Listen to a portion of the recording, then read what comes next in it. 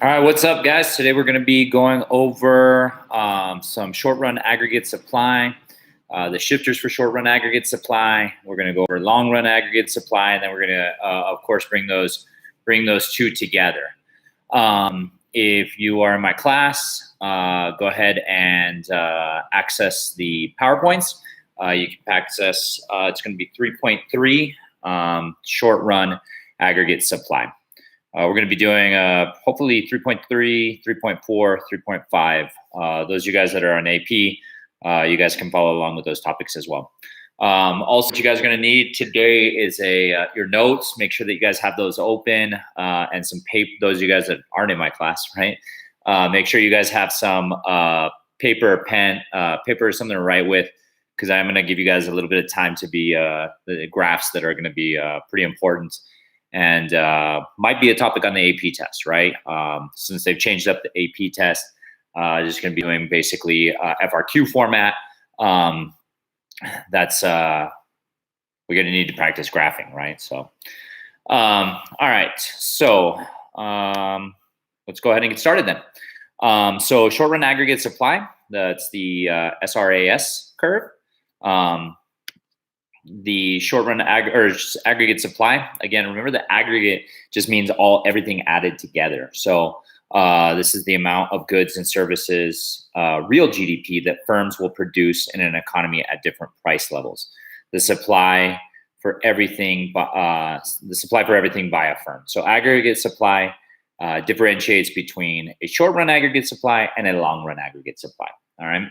Now, short-run aggregate supply. Wages and resource prices are sticky and will not change as price levels change. What I mean by price levels are sticky is that they take time to move, right? Like when you're moving through honey, or if you run your hands through honey, it's sticky, right? It's not going to glide as quickly. So it takes time for these things to adjust. Now, in the long run, right, because there's the short run and the long run. In the long run, wages and resource prices are flexible and will change as price levels change, okay? Now, don't ever think of short run and long run as a time variable. That's not what that is. What we mean by long and short run is that in the short run, all resources are fixed, right? That's what we have, right? So an example of a short run aggregate supply curve is if we were to own a company, right? And that company were to produce chairs and tables for schools, or the desks for schools. And so we get a call from the school districts, and they put in an order for 100,000 desks. Normally our output for desks are 50,000, right? So we have to double up what we're producing. And so we can change that in that we can ask our variables, our employees, right, our workers to work overtime to be able to produce those desks. And that would be the short run. Now, the long run, we can change that. So we know that in the long run, we're going to need these desks, right? And so if the school district continually puts in orders for 100,000, instead of us running our employees overtime, what we would do is we'd start adding new employees. And that would be in the long run. Okay. Again, so it's not a time thing. It's not like short is like immediate and long is like way out there. It's just, short is, again, variables are fixed. Long runs, we can kind of manipulate some variables. All right. All right. So our aggregate supply curve is going to be exactly like our supply curve from supply and demand, right? So we had looked earlier. Get this out and ready.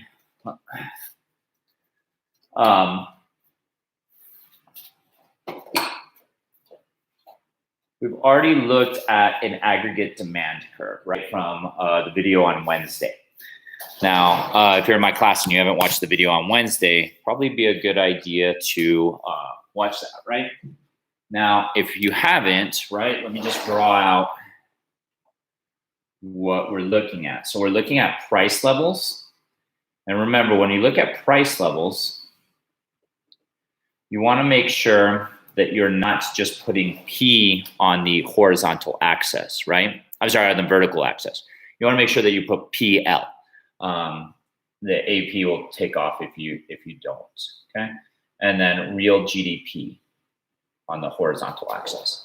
Now, this is going to be an upward sloping curve, just like demand. I'm sorry, just like supply. Sorry, let me get some markers that work here. Okay, there we go. Much better. Okay. So you can see here, we've got price level on our horizontal, on our vertical axis, and we've got real GDP on our horizontal axis, and we've got an upward sloping aggregate supply curve. Now, what does that mean? Just like supply, is that people are have the incentive to produce more at higher price levels, right? So as price levels increase, right? As price level increase, people are going to be producing more, right? And so as our GDP, as our price levels increase, our GDP increases, right? And so that's going to be a direct relationship, meaning that as price levels go up, real GDP goes up. As price levels go down, real GDP goes down, right? So businesses have an incentive to produce more in the short run. And again, this is an example of an aggregate supply curve in the short run. And we'll look at what it looks like in the long run and shortly. Okay, now, how do we shift this curve? Okay, now there's 3 ways to shift this curve. An easy way to remember that is wrap. And so when we shift the aggregate supply curve, we can shift it either to just like before or just like a supply curve. You can shift it. You can increase supply or you can decrease supply, right? And make sure that when you are labeling shifts or anything like that, that all needs to be labeled, right? So that we know that that's an actual shift, right? So especially this is going to be significantly decreasing supply. Now, these shifters are going to be a change in resource prices, change in actions of the government, that's going to exclude government spending, and then change in productivity, specifically technology. So let me go ahead and go through each one of those, and then if you guys have any questions, please go ahead and drop them in the comments right there. That way I can address as we're going. All right. So changes in resource prices. So price of so the R is the resource prices, right? So that to kind of help us remember the shifters, it's going to be resource prices. Again, actions of the government and productivity. All right, so changes in resource prices. The shifters are examples of those would be like prices of domestic and imported resources, right? If those increase or decrease, okay. Supply shocks, a negative supply shock or a positive supply shock. Now, what is a supply shock? A supply shock is, let's say, an oil tanker, right, is on its way over to the United States, and unfortunately, that oil tanker goes down and it's carrying millions of gallons of crude oil, and that would be a negative effect on gasoline. We would have less gasoline in the market. We would shift our aggregate supply curve to the left, right?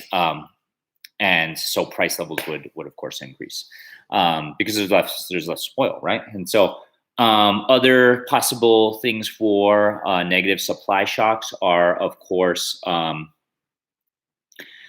tornadoes, right? So if a tornado were to take out all the crops for some town or for or all the corn that's grown in the Midwest, then we would have less corn in the market. That would be a negative supply shock. Now, positive supply shocks would be like if it rains extra one year and strawberries are, there's a lot more strawberries that are produced because of this additional rain that's being produced, then that would shift our supply curve to the right, increasing supply, lowering prices because there's more strawberries in the market, right? And so now inflationary gaps or inflationary expectations, right? If people are expecting higher prices in the future, right, they may run out and start buying stuff now and then start hoarding their money and not spending their money. So a lot of examples of what's going on in the economy right now that we can draw on, of course, with COVID-19. So just kind of look out for them as yourselves, as you guys being an economist, or UVAs being economists as well. Learning this stuff, you guys can see or should be able to start seeing these things. So if consumers and producers expect higher prices in the futures, workers will demand higher wages and costs will increase, right? And that makes sense, right? Because if you're going to raise prices, right, and you're making minimum wage, and you know that you make $100 a week, and you go out and you spend $100 a week, right? And you know that if price levels increase, you're not going to be able to buy what you were able to buy before. So you're going to go to your boss and demand higher wages so that you're able to afford what you were able to afford before, right? So that way you can survive, right? All right, so moving on. Actions of the government. Again, this is not government spending. We are not talking about government spending here. We are talking about producers, right? So we're talking about taxes on producers. We're talking about subsidies for domestic producers, and we're talking about government regulations. So taxes on producers, you can either raise or lower taxes, right? So if you raise taxes, that's going to shift our aggregate supply curve to the left. If you lower taxes, that will increase your aggregate supply, shifting it to the right. Okay. Now, subsidies for, let me point these out as we're going through these. Okay. So subsidies for domestic producers, right? So if we're to start subsidizing milk or increasing our subsidies for milk, we would shift our, if we're increase our subsidies, we would shift our aggregate supply curve to the right. If we were to lower our subsidies, right, that we give to milk, then we would shift it to the left, okay? Government regulations, right now, of course, under the current administration, we have a lot of regulations that are, we're getting rid of a lot of regulations. So because of that, we're having a lot more producers, right? Think about coal, right? Because they're relaxing those regulations on coal, more people are jumping into the coal market. So there's more people producing coal, right? And so because of that, you're going to get a shift to the right if you lower the regulations on the government regulations. Now, if you increase government regulations, that's going to shift it to the left, okay? And then the last one, a change in productivity. So a change in productivity is, let's say, primarily technology is going to be the driver for that. So if computer viruses that destroy the computers, well, back in like when it was going to be 2000, there was Y2K, right? And everybody was worried that all these computers were going to crash and that, we would become so reliant on technology and that it was just going to, fizzle out or whatever. And so a lot that hadn't actually happened, right? That would have shifted our supply curve to the left. Okay. Now, of course, now with technology and everything advancing us so much and constantly on a daily and daily basis, our supply curve is actually getting shifted to the right. Okay. With new, of course, with new inventions or new things that are happening in technology. All right. Again, the shifters to remember are RAP and let me write that down real quick, somewhere around here, RAP. And that's resource prices, that's actions of the government, and that's productivity, right? All right.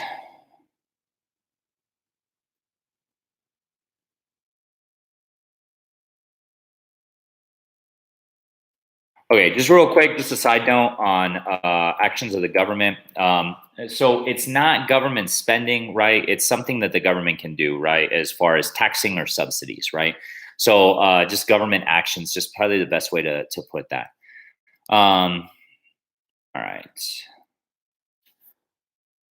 Let's go ahead and, so that wraps up 3.3. Let's go ahead and bring up 3.4. And that's going to be long run aggregate supply.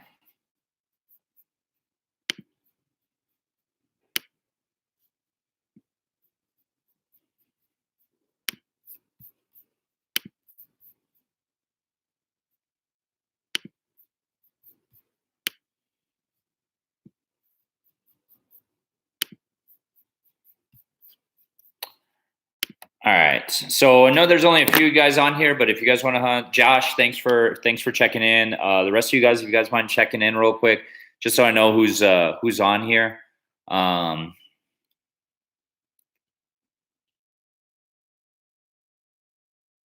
right. So 3.4 again is going to be long run aggregate supply, or our LRAS. Okay. Um, Now, again, the difference between long run and short run is that wages and resource prices are going to be sticky, and they will not change the price, and will not change when price levels change. All right. In the long run, you're able to change these variables, right? So wages and resource prices are flexible and will change when price levels change. Okay. Now, let me run you kind of through an example of that.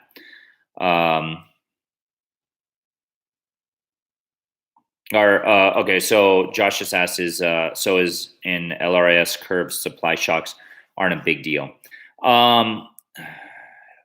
No, supply shocks are generally in the short run, but that's something that I'd have to kind of look a little bit more into, Josh. But I'll get back to you on that one. All right, brother. But let me go through these simplified examples real quick, and then hopefully maybe that answers your question. So, if a firm currently makes 100 units that are sold at $1 each, then the only cost is $80 of labor. How much is going to be the profit? So they make $100, right? They have to pay $80 to their workers. What is the profit for that firm going to be? It's going to be $20, right? Now, what happens to profit in the short run if price levels double? Well, 100 units sell for $2, right? So total revenue is now $200, right? And so the profit is going to be $200 minus the $80, which is now going to give us $120. Does that make sense? Right? Okay. Firms will have in the short run, right? Firms have the incentive to make more. Now, what happens in the long run? So in the long run, right, workers then would demand higher wages, right? To match the price levels. And so labor cost now doubles. So it's now 160. So we go from, the firm making $200 for selling their units at $2 each, selling 100. And now labor is 160. So the total profit for that firm is going to be $40. So firms have no incentive to produce more, since real profits is the same, right? So their real profit going from the short run was 20, and their real profit in the long run is 40, but price levels had doubled. So it's the same thing. It's the same value. All right. Now, in the long run, price levels increase, but GDP doesn't. Okay. Now, let's look at what the LRAS looks like. So I said, in the long run, price levels increase, but GDP doesn't. So what's that going to look like? That's going to look like this. And we're going to label that LRAS. Okay. And so it's just going to be a horizontal line, right? And this also indicates, when we label it, we should label it Q sub Y. Why do we label it Q sub Y? Well, because in the long run, it's the assumption that we're producing, or we are in full employment, right? And that's maximum sustainable capacity that we're able to produce, right? So we assume that in the long run, the economy will be producing at full employment, and that's just the assumption because it's a long run, right? All right. Now, how do we shift this curve right here, right? Well, to shift that curve, right, we also have to look at this guy. And I'll try to draw him right over here, right? Capital goods and consumer goods, right? So they're our old friends, the PPC, right? And so the PPC also helps us determine if the long run aggregate supply curve shifts, right? So if we shift the PPC, that would be shifting the long run aggregate supply. Now, how does the long run aggregate supply curve shift, right? Let me get rid of this PPC. We'll go more in detail of that in a second, but let me just show you the shifts. So we can shift it and increase aggregate supply, long run aggregate supply, or we can decrease long run aggregate supply, right? And so if you shift it to the right, if you shift it to the right, that's an increase in the ElRas, right? Again, when you shift things, right, make sure, especially on these graphs, that you are absolutely labeling everything, right? And then if you shift it to the left, right, that would be a decrease in the long run aggregate supply, which is a possibility as well, right?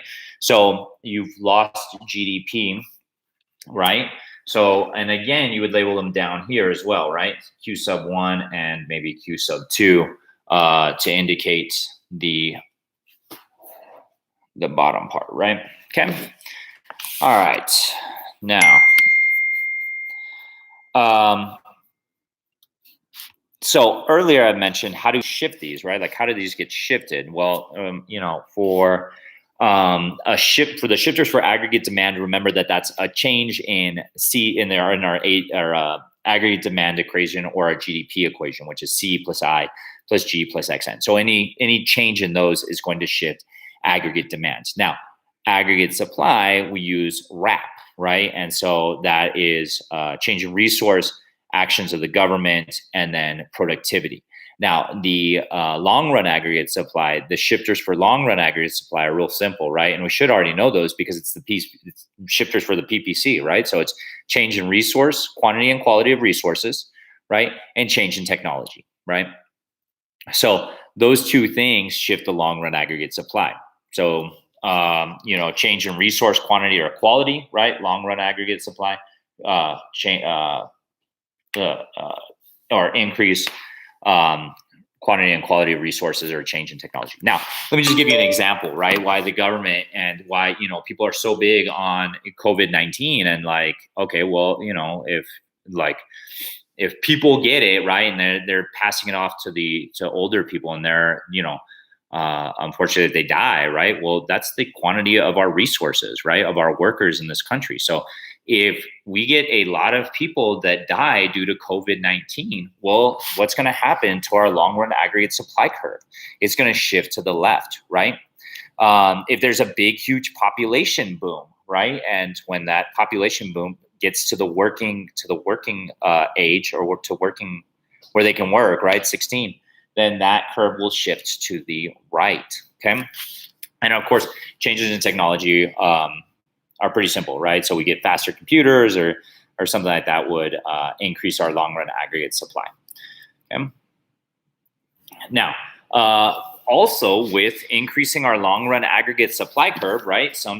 Well, they might ask you, hey, how does that look on a different graph, right? And you can actually show that on a PPC as well, right? PPC 1 and PPC 2, and this is capital goods and consumer goods, right? And so that could be shown that way as well, right? So just remember that the shifters of the ElRas are the same shifters for the PPC. All right. So what would probably be a good idea is just on a piece of paper right now, what I would do is I'd just draw one graph with aggregate demand. Then I'd draw another graph, and that would be with short run aggregate supply. And then I draw a third graph and have that with the ElRas. So again, one graph, AD model, AD model, second graph, AS model, third graph, ElRas, okay? And then I'll draw those out for you guys. Give you guys a second to draw those real quick.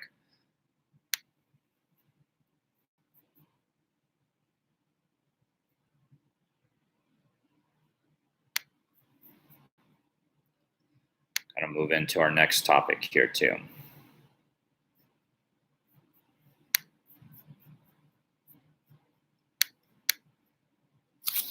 All right, so what's that gonna look like? All right, well, Again, real important to practice this stuff, guys, and write it down, because this is the only way we're gonna, like the only way they're gonna grade the AP test. So just being really good at the multiple choice questions, that's not, that's not an advantage we have anymore. Like, we have to be really good at graphing stuff, and just as an economist, that's good to have that stuff, right? So, real GDP. And for me, it just makes it a lot easier, right? You just kind of draw this stuff out. You can visualize it. It's a lot more efficient to look at this stuff, right? So AS, and then this is the ElRas. Real GDP. Okay. All right. So we got our first model up here. Remember that price levels is in the vertical axis. You can see that for all three models. You got a downward sloping aggregate demand curve. You got an upward sloping aggregate supply curve. And then you got a horizontal long running aggregate supply curve. In the horizontal axis, you have real GDP, right? Hopefully you guys have all that. Again, what we're going to do now is let's go ahead and move over to topic 3.5. 3.5 is going to be equilibrium and aggregate demand and aggregate supply. So that's going to be our ADAS model, right? One of my favorite favorite graphs to cover. This one in the Phillips curve.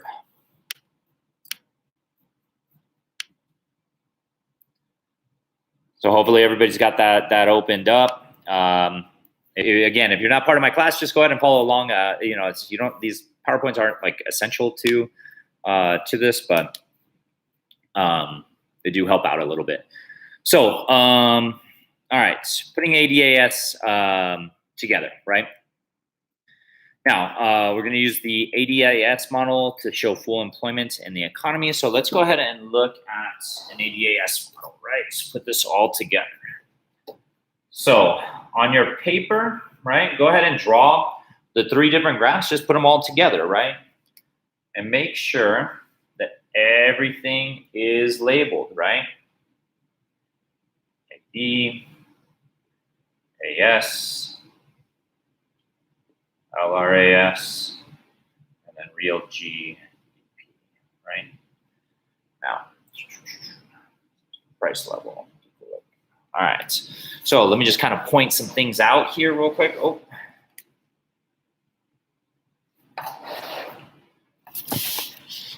All right. So, yeah. All right. Again, horizontal axis, you'll notice price levels. Keep saying horizontal. All right. Vertical axis, right? You guys know me. Vertical axis, you'll see price levels. Horizontal axis, you'll see real GDP. All right. So what do we see on these? We see price level equilibrium, right? That needs to be labeled. Q sub Y, that's going to show us full employment, right? Remember that Y indicates full employment, or the variable for full employment. And then we've got our long run aggregate supply curve, this horizontal one right here. We've got this vertical curve right here is our aggregate supply, and our downward sloping aggregate demand curve. All right. So it's all there. All right. Now, when we look at this graph, this is a graph in equilibrium, right? And so we're going to look at some different output gaps, right? And what they look like, or what the economy looks like when we're looking at this, at these different graphs, right? Now,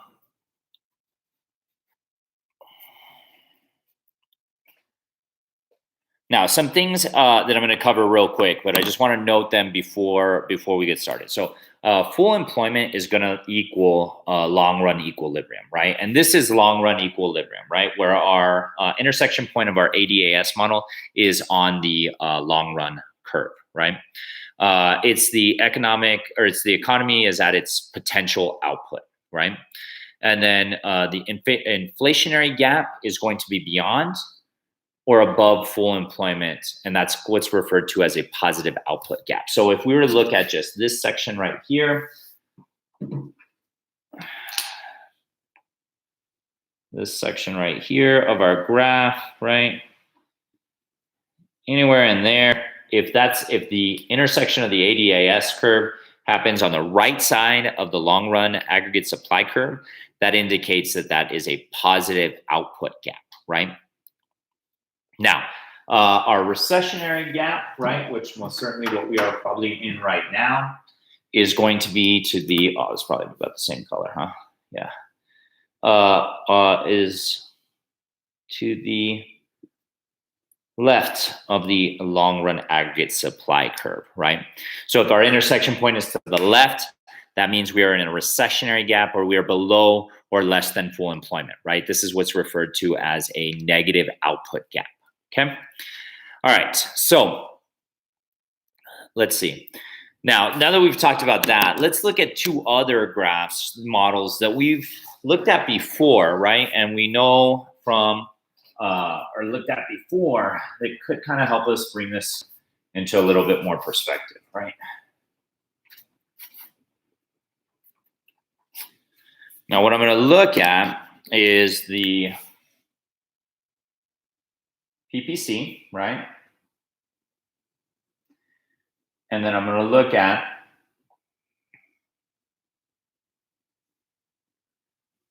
the business cycle, right?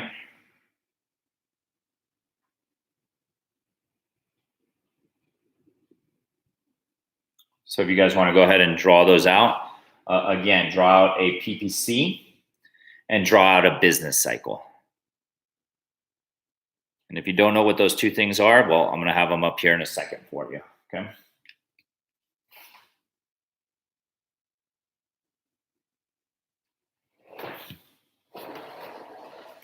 All right, so here we've got our PPC and we got our business cycle, okay?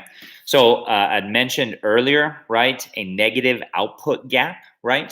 And we'll see that on the ADAS model, right? But we already know what that is on this model. A negative output gap would be this point somewhere inside the curve where we're being inefficient. Where would that be on the business cycle? Well, it would be down here in the trough, right? So that would be a negative output gap, right? We're not producing at full employment, right? Or we're not producing to our full potential, right? So we would be right there. Now, what would full employment look like? Well, full employment on the PPC is producing on the curve, right? Now here, this line right here, our trend line also indicates full employment, right? And so that's is full employment on those, but on both those curves. Now, if we were to produce at, let's say, this is above, well, this inside point right here would be above our natural rate of unemployment, right? This is our natural rate of unemployment. We'll just say between 4 and 6%. This is above 6%, right? So if we get below, like at 3% or 2% or 1%, then we're producing beyond this curve right here, or beyond this point right here. So this right here would be in our peak, and that would be a positive output gap. Again, positive output gap means we are producing beyond our potential GDP. This is our full employment point. And we are here in a negative output gap, or producing below our full employment, okay? All right, so what do these things look like on an ADAS model, right? So what I'd like you guys to do real quick is I'd like you guys to just assume the government increases spending, right? What happens to price levels and output? So first of all, we need to kind of figure out what's gonna shift. What are we shifting here? If we're assuming that government's going to increase spending, right? What's the shifter for government spending?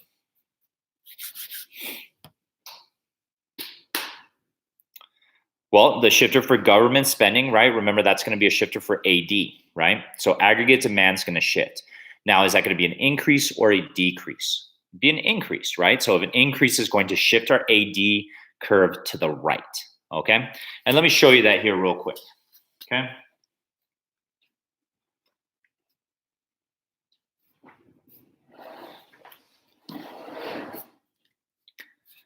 So draw out an ADAS model, right? Real GDP.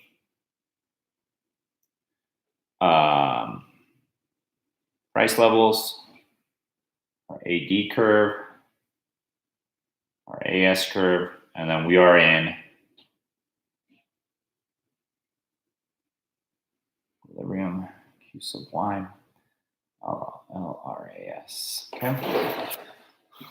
All right, so we are there, right?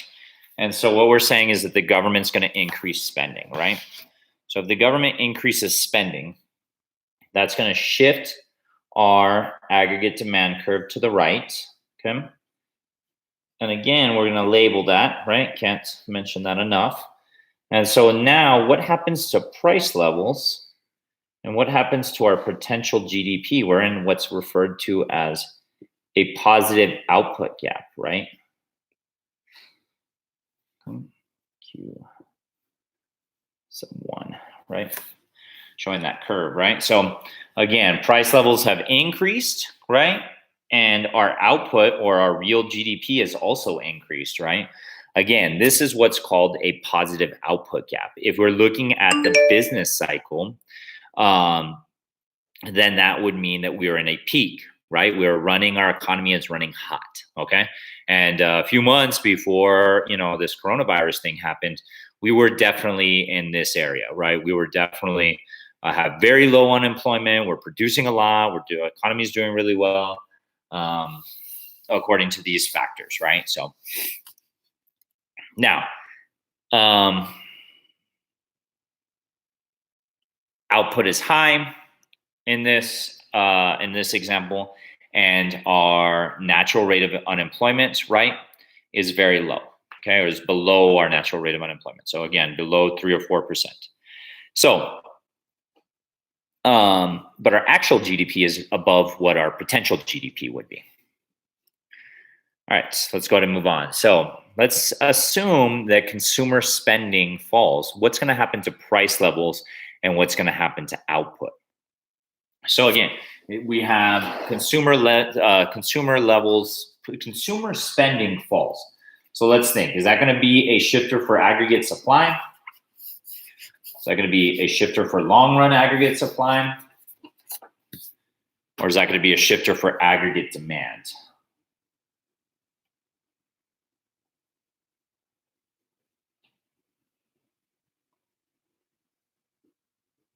Well,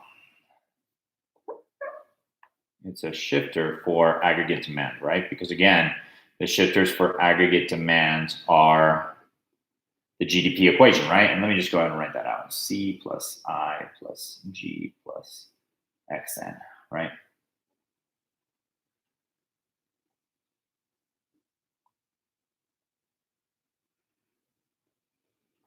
Okay, so your model should be labeled like this. Everything's labeled, right?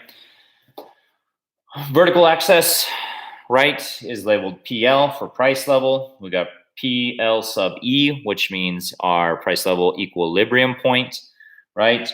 We have our Q sub Y, right? Can we see that? Q sub Y, that is our full employment point. And then we have our real GDP. Now, this is our aggregate demand curve. Aggregate demand equals GDP, right? Our GDP equation is C plus I plus G plus XN, right? And then we have our upward sloping supply to the sky aggregate supply curve. And again, our long run aggregate supply curve. Now, again, if consumer spending falls, what's going to shift? Well, of course, aggregate demand is going to shift. So we're going to see a decrease in aggregate demand, right? We'll indicate the shift. What happens to price levels?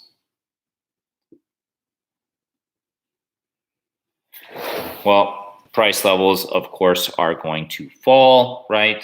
And our output is going to fall. Now, what do we call this? This is called a negative output gap or a recessionary gap, right? And if we were to look at the business cycle, this would be on the business cycle, this would be in the trough, okay?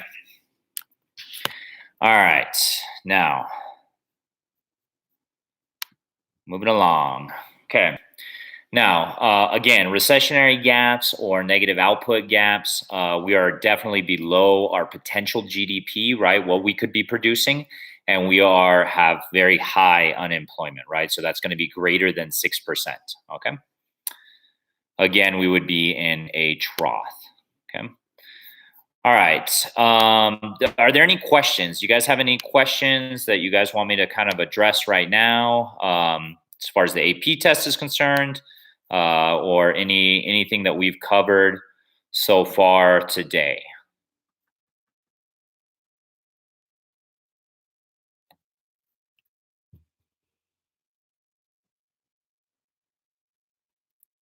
Usually we have a lot more questions, inappropriate and others.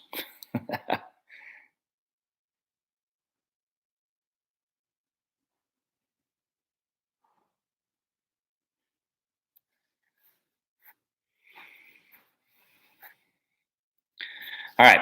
Well, doesn't seem like there's any questions. So let's go ahead and I'm going to go ahead and open up 3.6. All right. So changing the ADAS model in the short run, right?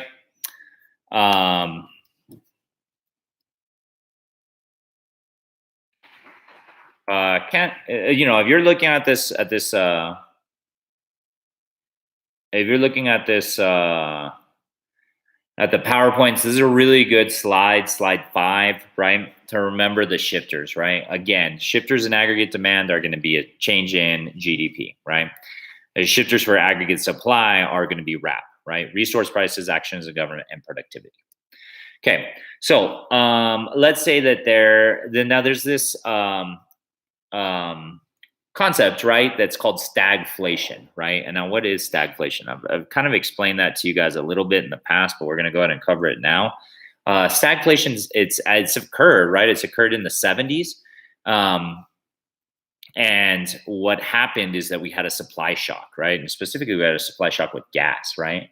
And so people were lined up, for miles to try to fill up their gas tanks, and unfortunately weren't able to, right? And luckily here in El Paso, right, got a border, right? So we just jump over, we just drive over the border, right? And then fill up our gas tanks and drive back. Not that I was alive during the 70s, but it's just, that's what I hear some people did, right? So anyway, stagflation. So we got a stagnant economy, plus we have inflation. So this is going to be in a recessionary gap, right? So recessionary gap is that to the right or to the left of our ElRas?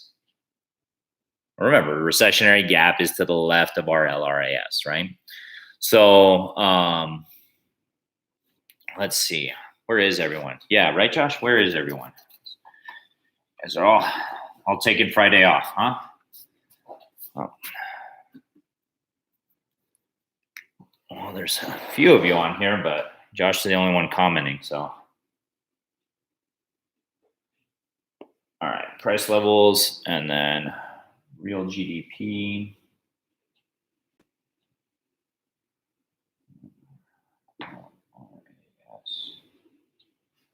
Y.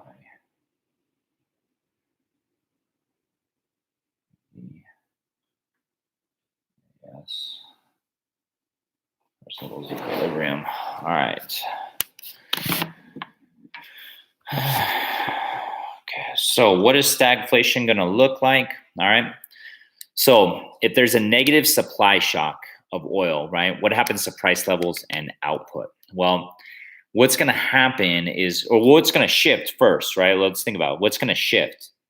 Well, it's going to be aggregate supply, right? Because that's a resource, right? So we have a negative supply shock. So we shift since it's a decrease, right? We're going to shift our LRS curve, or I'm sorry, our AS curve to the left, right?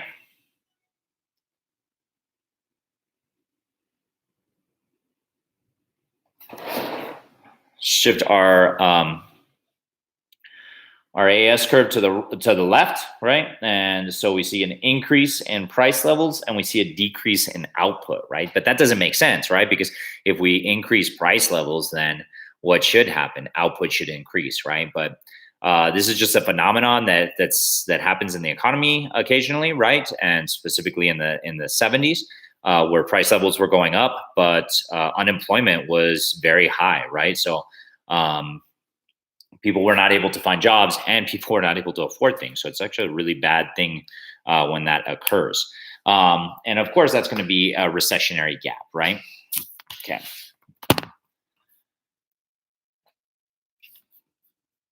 Okay, so let's assume that there's an increase in consumer spending. What happens to price levels and output in the short run? So we've already covered that. So what does happen to output and price levels in the short run? So let's fix this up real quick.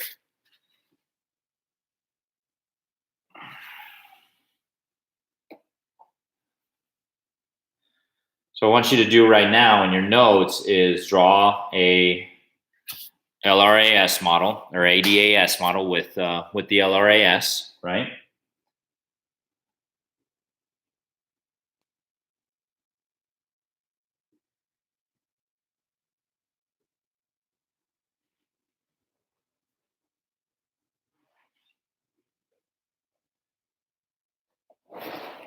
And then so you should have this, right, on your papers, right? And then I want to see, or well, I mean, I can't see it, but I want you guys to go ahead and shift the curve that would shift, right, if we see consumer spending increase. Well, if consumer spending increases, right, I hope you guys get that. That's going to shift aggregate demand. And so then what ends up happening to price levels? Price levels increase, right? And output would increase as well, okay?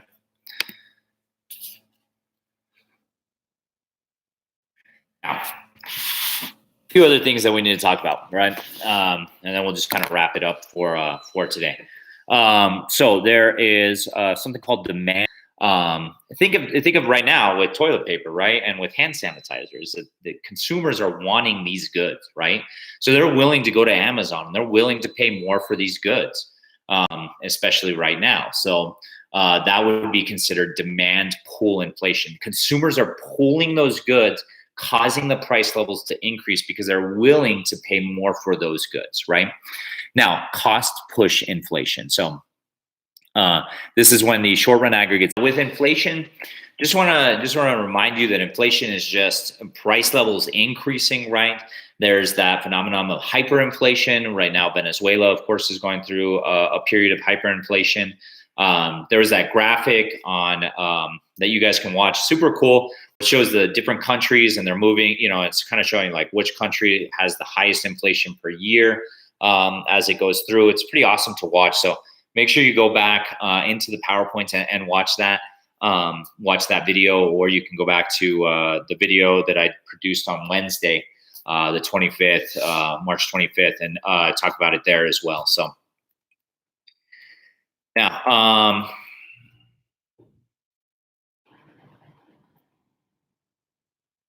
All right, so we're going to go ahead and wrap it up there for today. A few things I just want to talk to you guys about is we're trying to get you guys some FRQs to practice.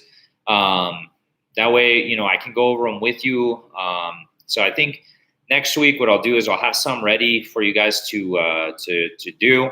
I'll just put them in the notes before, I'll put them in the comments before, so you can just print those out and then we can all work on them together, and then that way we have a good understanding. The more and more we cover this unit, there's more opportunities for what FRQs will look like, right? Or be used. So we got to get through this unit, and we only have 2 more units after this one. So we got Unit 3, Unit 4, Unit 5, and then we'll be done. They're not going to test on Unit 6. We don't know the specific date for the AP test yet. However, you guys are going to be taking it at home.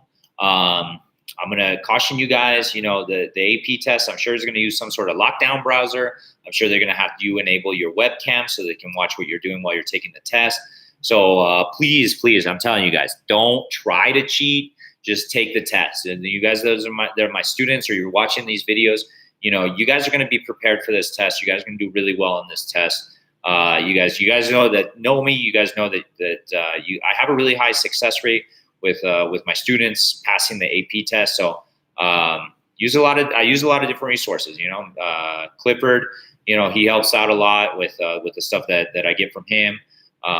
You know, the AP econ review, that helps out a lot. So use those resources. I've put them in links in the class for you guys to check out. So are there any questions? Anything that anything you guys want me to go over real quick, or anything you guys want me to talk about?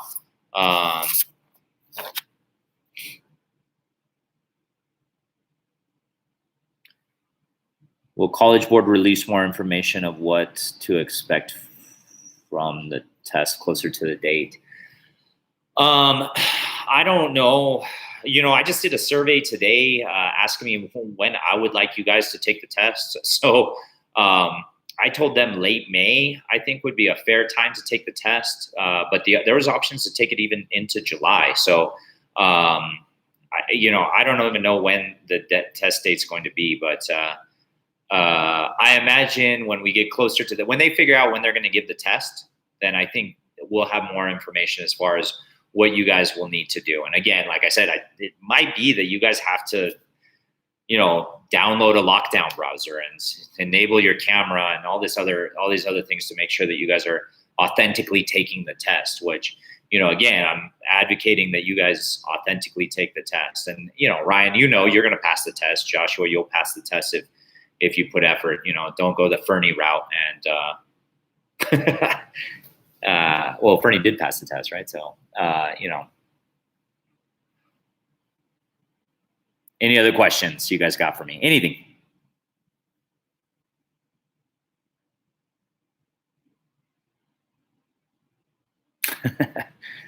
Yeah, anytime I could take a jab at Fernie. That's good. Is there anybody on here that is not in my class? How about that? That's a good question. We don't have our usual suspects, right? Virtual reality, that guy, and the real Donald Trump. That guy was interesting. All right, Miss Tam. Alexis, that wasn't in my class, but is in my class apparently. That was, yeah.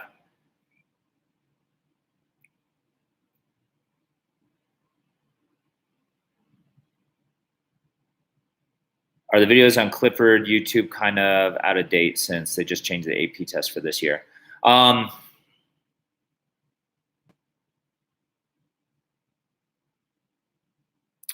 So,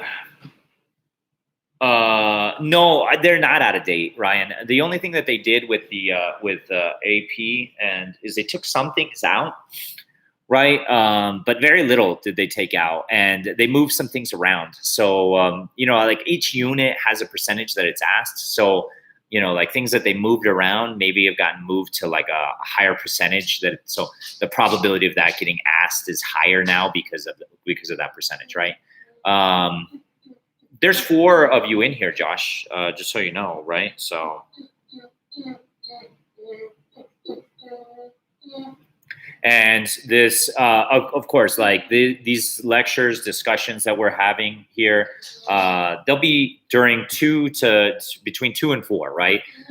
Try not to keep you guys more than an hour, but you know, this is something for you guys that, you know, I'd like you guys to be here, but if you can't, like, I understand you got other responsibilities right now, you know, or you're not into it at 2 o'clock.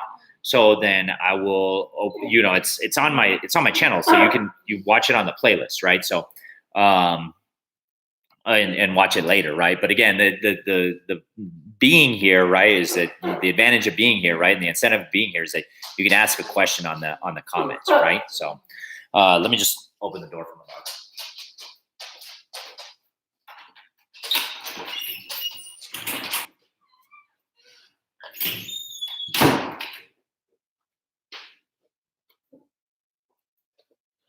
So those of you that are not here, right, you know, and that's the disadvantage, right? I mean, you can't ask a question that's during while I'm lecturing and stuff. So.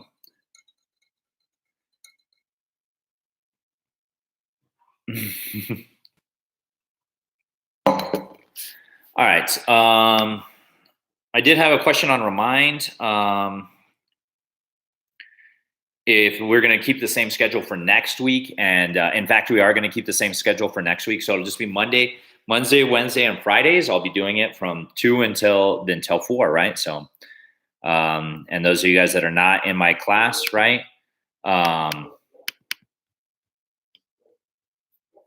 Those of you that are not in my class, that's 2 Mountain Standard Time. Any other questions?